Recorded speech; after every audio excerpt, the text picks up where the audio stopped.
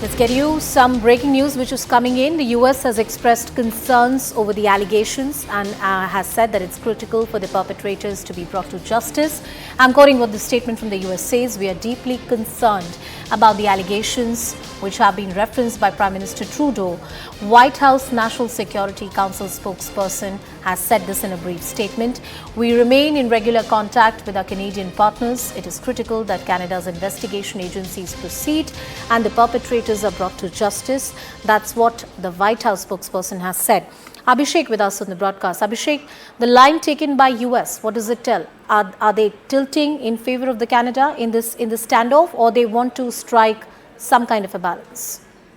If we can read in between the lines, they have been very calculating and very cautious in their approach to comment on the issue that is somewhat bilateral in nature between India and Canada. However, Canada has tried to raise the issue with their allies, including US President Biden. Apparently, Canadian Prime Minister has also flagged this issue of Nijjar and apparently Indian agencies' role in his killing to the US President Joe Biden also. So in that context, it becomes really important to understand that White House has expressed its concern over the investigation, and they have asked for the Canadian side to pursue for the investigation. They have not named India in their statement, so in a way, they have tried to avoid naming India overall in the whole context of what Justin Trudeau has created a controversy, diplomatic controversy last night, while saying that Indian agencies have had a role and there are credible linkages and evidences that the Canadian authorities are investigating that points to Indian agencies' role in killing of HardeepSinghNijjar in June earlier this year. All right. Thank you, Abhishek, for getting us all the details on that very important story. We'll continue tracking this. Let's listen into some reactions coming in. Government of India has strongly rejected the accusation made by Prime Minister Justin Trudeau regarding the involvement of Government of India in the killing of Khalistani separatist leader HardeepSinghNijjar. Post this statement by Prime Minister Justin Trudeau, Foreign Minister of Canada made statement announcing the expulsion of senior Indian diplomat in Canada. Indian side has strongly rejected the accusation made by Prime Minister Justin Trudeau, calling it absurd and motivated. Indian side also mentioned that how this is an attempt to shift focus from the issue of Khalistani terrorists and anti-India forces living in Canada.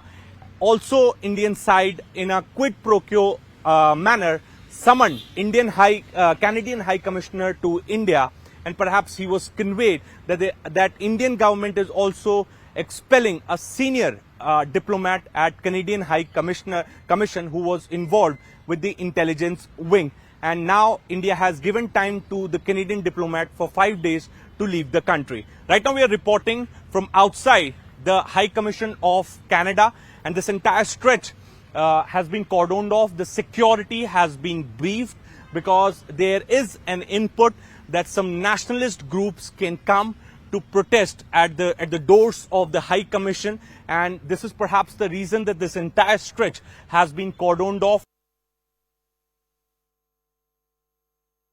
Over the past number of weeks, Canadian security agencies have been actively pursuing credible allegations of a potential link between agents of the Government of India and the killing of a Canadian citizen, HardeepSinghNijjar. Last week at the G20, I brought them personally and directly to Prime Minister Modi in no uncertain terms.